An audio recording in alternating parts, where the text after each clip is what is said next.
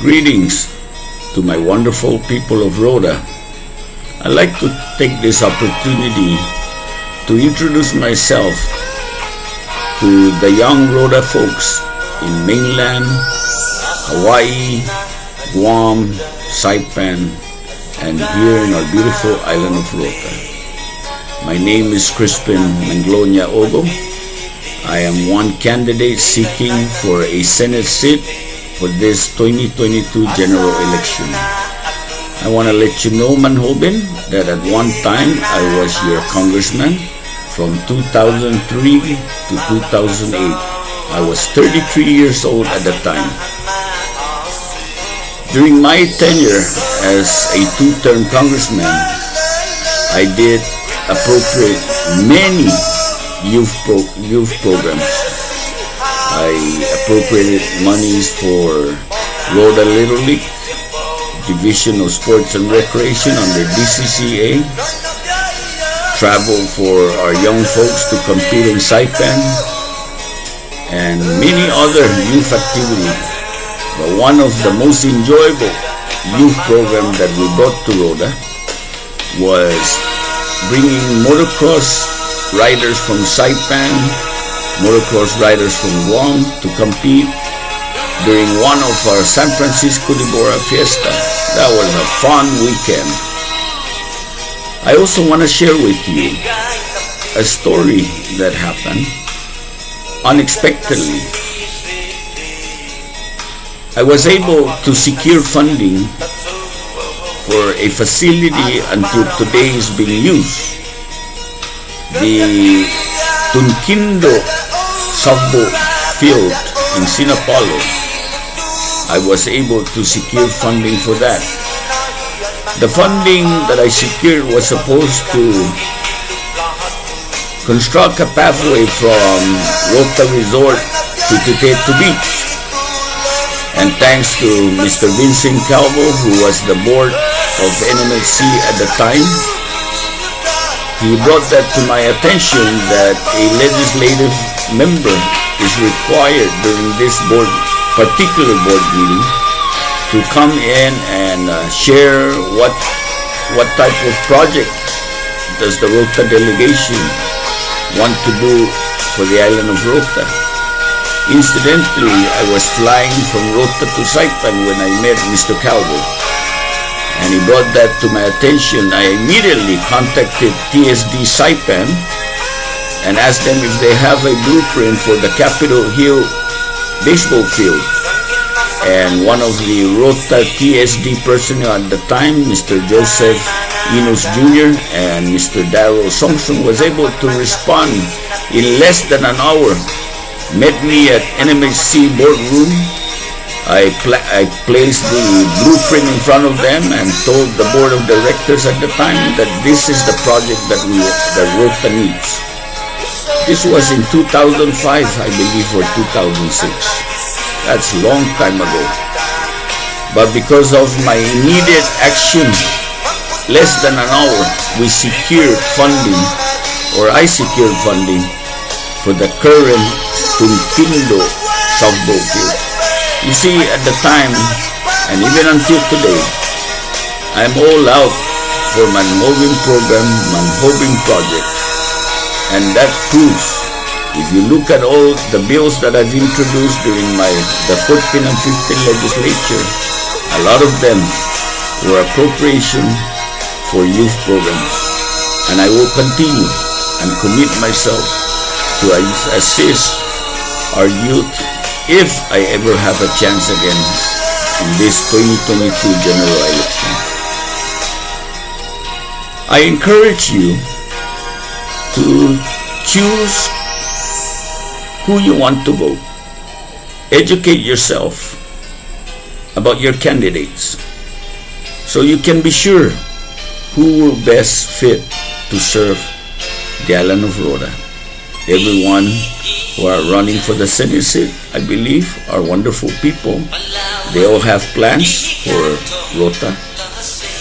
And I'm here to ask for your vote of confidence to our Manhobin that at heart I'm still focus in making sure that we do a lot for Manhogan for the next few years.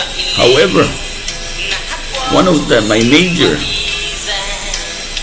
reason for running, because I've seen this often, and it's happening now as we speak. Every new mayor that comes in, the employees of the previous mayor gets released, new people gets hired, so people from previous mayor becomes unemployed, new people who were never employed or haven't been employed becomes employed. So this is a cycle in Rota that we need to address. We want to give opportunity for everyone to be employed if possible. And that's why I'm running, to make sure that we reduce the unemployment rate on Rota. If you see my slogan on my billboard in District 1 in Songsong Village, it says, Municipal Economic Opportunities. I encourage you to ask other candidates, what is their plan for the next 2 years, the next 4 years, or the next 10 years? We need to start planning for Rota. Because if we don't have plan, how can we reach our goal? So, I want to ask you to take time out and listen to what I was about to say, because on May 26, I spoke in Chamorro, and I want to recap that important subject, because it's going to go back for you to understand what I meant by every 4 years, if a new mayor comes in and the previous mayor, his employees lose out, they become unemployed, and the new mayor hires new people. We want to lessen that by providing economic opportunities for our unemployed people. So on May 26, if you have time, please subscribe to my YouTube channel, Chris Ogo, CRISOGO. Subscribe so you can listen to the presentation that I've done since May 8 until today. That is where you can hear and educate yourself about your candidate, Chris Ogo. On May 26, I spoke about bandage economy and welfare economy. Let me explain what I meant by bandage economy. Recently, we've heard of stimulus. We heard about pandemic unemployment assistance, or PUA. We've heard about CARES Act.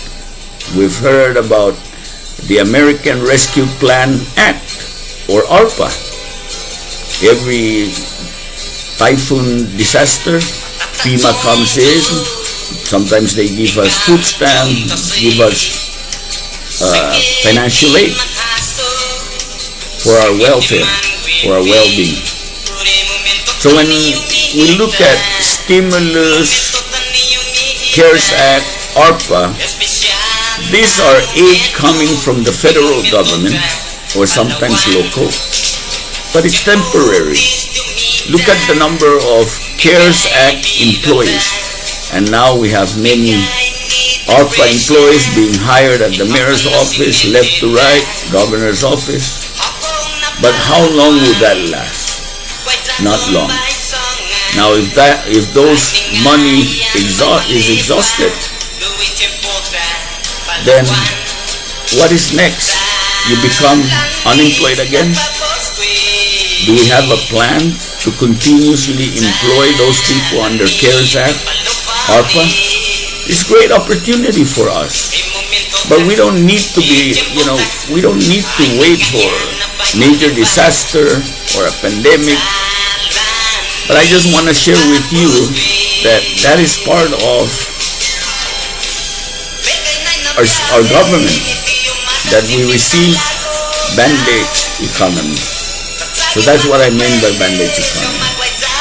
Now let's talk about welfare economy. And please feel free to email me if you have any questions or call my cell phone number 484-2625, ask for Kuri, or my email address Kuriageus, KURIAGEUS@gmail.com, or lowercase. Email me with your comments or your suggestions. I don't mind constructive criticism. It helps me. So, welfare economy. Every year, Rota receives an annual budget from the central government.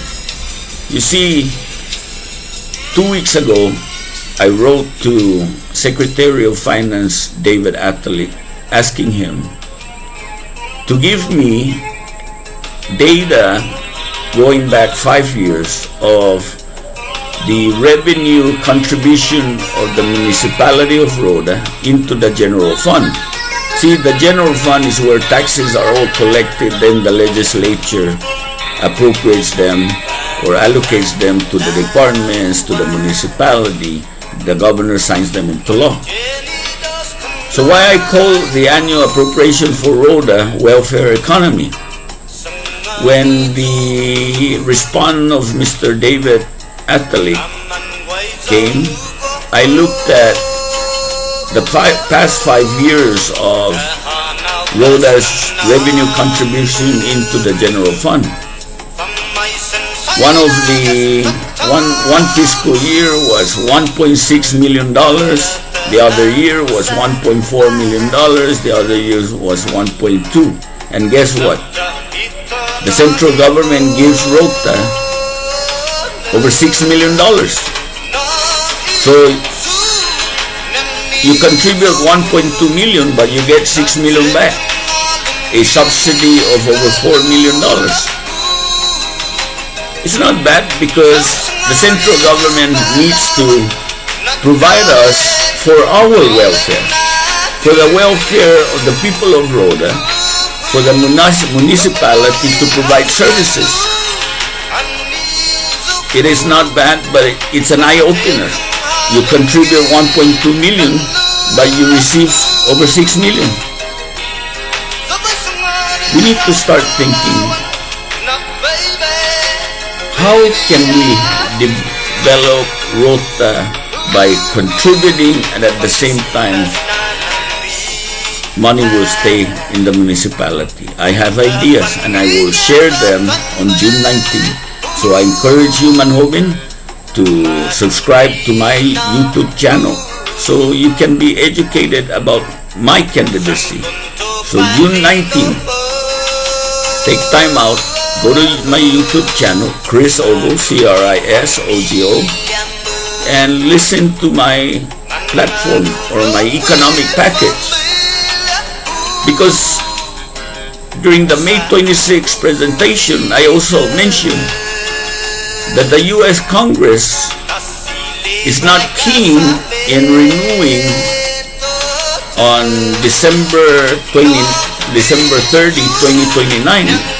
U.S. Congress is not keen in extending the CW1 program. These are guest workers that comes into the Commonwealth to work. These are carpenters, farmers, cashiers, stackers, operators, heavy equipment operators, and so forth. So 7 years from today, U.S. Congress might not extend the CW1 program. Then who comes in replacement of those foreign workers? It's us, Tautauluta, the Manhobin, the retirees, the Manamco, people who are able to work even though they're retired. But we want to make sure that there's an opportunity for any high school graduate, for those students that graduated in high school and don't plan to go to school or for a higher education, seek higher education. We want to make sure that those who stay back behind have opportunity to work, to become employed. So as we go along this 2022 general election, June 19, I will share my economic package. July 18, I believe, I will talk about one of my economic package. August 13, I will speak about my second economic package. And September 11, I will speak about my third economic package. And then after that, every month I will be talking about programs and services, capital improvement projects. Those are forthcoming. But let's start by talking about my plan. I want you to hear what I have in mind to do for our municipal government so we can all build it together. We want the best for our beautiful island of Rota. So Manobin, I hope I've introduced myself, and I hope you follow me on Facebook and YouTube so you can constantly hear me out and understand what my plan is for Rota's economy. Again, if you would like to learn about the laws that I've passed during my 14 and 15 legislature, please do so. Again, the allocation during those time, a lot of them appropriated for Manhobin program, and until today, I assure you that my heart is still with you. And not only for Manhobin program, I will be talking more about our displaced patients, students that are going to school. Those are forthcoming. And I encourage you to tune in when you have time to my YouTube channel. Please subscribe.